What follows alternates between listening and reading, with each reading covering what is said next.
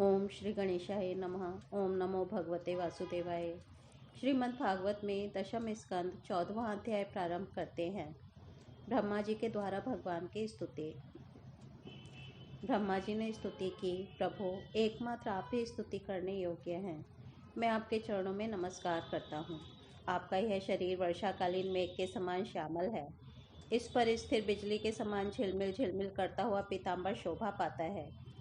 आपके गले में घुंघची की माला, कानों में मकराकृति कुंडल तथा सिर पर मोर पंखों का मुकुट है। इन सब की कांति से आपके मुख पर अनोखी छटा छिटक रही है। वक्षः स्थल पर लटकती हुई वनमाला और नन्ही सी हथेली पर दही भात का कौर, बगल में बेंत और सिंगी तथा कमर की फेंट में आपकी पहचान बताने वाली बांसुरी शोभा पा रही है। आपके कमल से सुकोमल परम सुकुमार चरण और यह गोपाल बालक का सुमधुर वेश। मैं और कुछ नहीं जानता, बस मैं तो इन्हीं चरणों पर निछावर हूँ। स्वयं प्रकाश परमात्मन, आपका यह श्री विग्रह भक्तजनों की लालसा अभिलाषा पूर्ण करने वाला है। यह आपकी चिन्मय इच्छा का मूर्तिमान स्वरूप मुझ पर आपका साक्षात कृपा प्रसाद है। मुझे अनुग्रहित करने के लिए ही आपने इसे प्रकट किया है। कौन कहता है कि यह पंचभूतों की रचना है?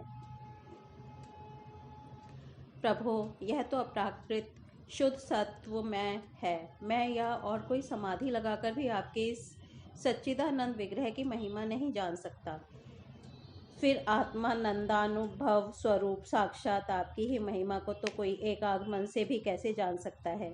प्रभो, जो लोग ज्ञान के लिए प्रयत्न करके अपने ही स्थान में स्थित रहकर केवल सत्संग करते हैं और आपके प्रेमी संत पुरुषों के द्वारा गाई हुई आपकी लीला कथा का, जो उन लोगों के पास रहने से अपने आप सुनने को मिलती है, शरीर, वाणी और मन से विनयावनत होकर सेवन करते हैं, यहाँ तक कि उसे ही अपना जीवन बना लेते हैं, उसके बिना जी ही नहीं सकते। प्रभो, यद्यपि आप पर त्रिलोकी में कोई कभी विजय नहीं प्राप्त कर सकता, फिर भी वे आप पर विजय प्राप्त कर लेते हैं। आप उनके प्रेम के अधीन हो जाते हैं। भगवान, आपकी भक्ति सब प्रकार के कल्याण का मूल स्रोत उद्गम है। जो लोग उसे छोड़कर केवल ज्ञान की प्राप्ति के लिए श्रम उठाते और दुख भोगते हैं, उनको बस कलेश ही कलेश हाथ लगता है और कुछ नहीं। जैसे थोथी भूसी कूटने वाले को केवल श्रम ही मिलता है, चावल नहीं। हे अच्युत, हे अनंत, इस श्लोक में पहले भी बहुत से योगी हो गए हैं। जब उन्हें योगा आदि के द्वारा आपकी प्राप्ति न हुई, तब उन्होंने अपने लौकिक और वैदिक समस्त कर्म आपके चरणों में समर्पित कर दिए। उन समर्पित कर्मों से तथा आपकी लीला कथा से उन्हें आपकी भक्ति प्राप्त हुई। उस भक्ति से ही आपके स्वरूप का ज्ञान प्राप्त करके उन्होंने बड़ी सुगमता से आपके परम पद की प्राप्ति कर ली। हे अनंत, आपके सगुण निर्गुण दोनों स्वरूपों का ज्ञान कठिन होने पर भी निर्गुण स्वरूप की महिमा इंद्रियों का प्रत्याहार करके शुद्धांतःकरण से जानी जा सकती है।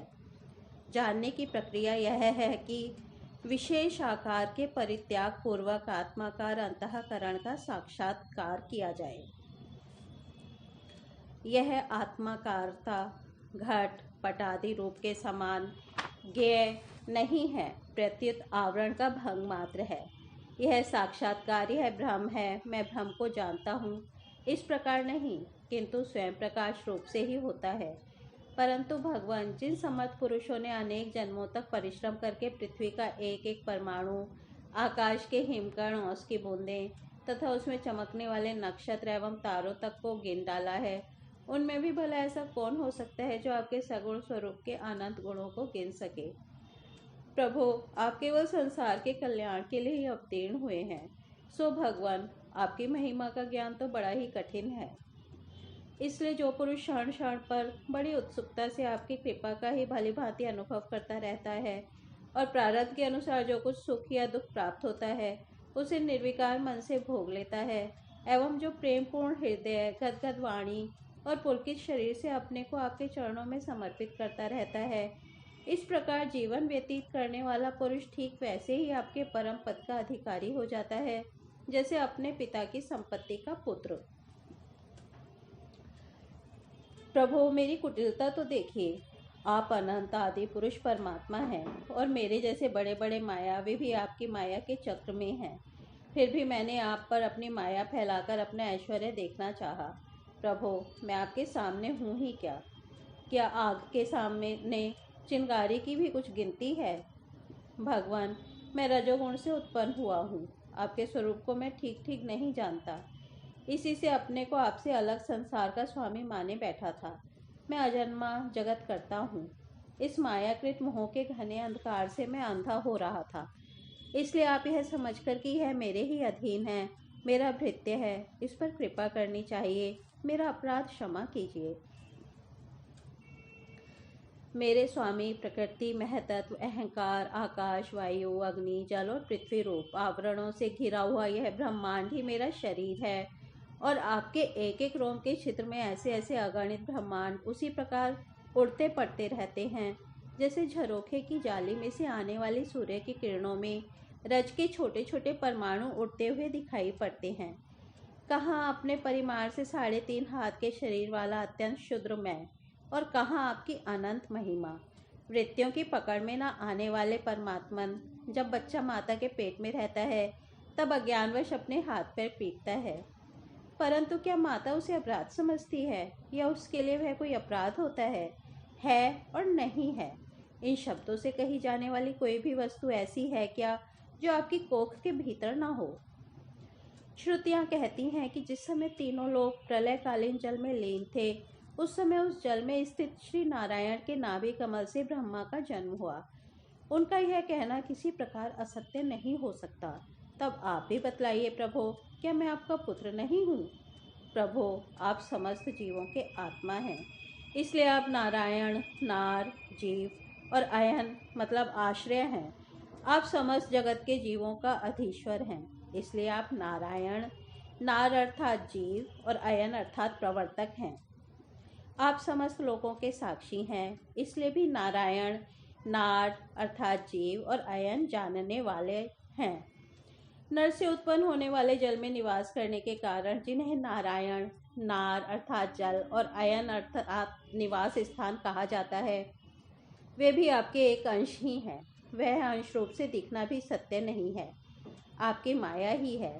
भगवान, यदि आपका वह विराट स्वरूप सचमुच उस समय जल में ही था, तो मैंने उसी समय उसे क्यों नहीं देखा, जबकि मैं कमल नाल के मार्ग से उसे 100 वर्ष तक जल में ढूंढता रहा।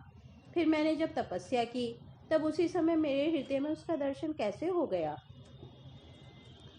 और फिर कुछ ही क्षणों में वह पुनः क्यों नहीं दिखा, अंतर्धान क्यों हो गया? माया का नाश करने वाले प्रभु, दूर की बात कौन करे। अभी इसी अवतार में आपने इस बाहर दिखने वाले जगत को अपने पेट में ही दिखला दिया, जिसे देखकर माता यशोदा चकित हो गई थी। इससे यही तो सिद्ध होता है कि संपूर्ण विश्व केवल आपकी माया ही माया है।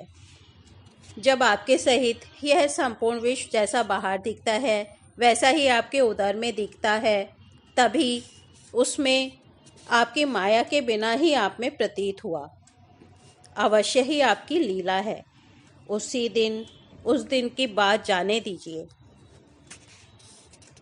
आज की ही बात लीजिए। क्या आप अपने को मेरे सामने अपने अतिरिक्त संपूर्ण विश्व को अपनी माया का खेल नहीं दिखलाया करते हैं? पहले आप अकेले थे, फिर संपूर्ण ग्वाल बाल बछड़े और छड़ी छीके भी आप ही हो गए। उसके बाद मैंने देखा कि आपके वे सब रूप चतुर्भुज हैं, और मेरे सहित सबके सब तत्व उनकी सेवा कर रहे हैं।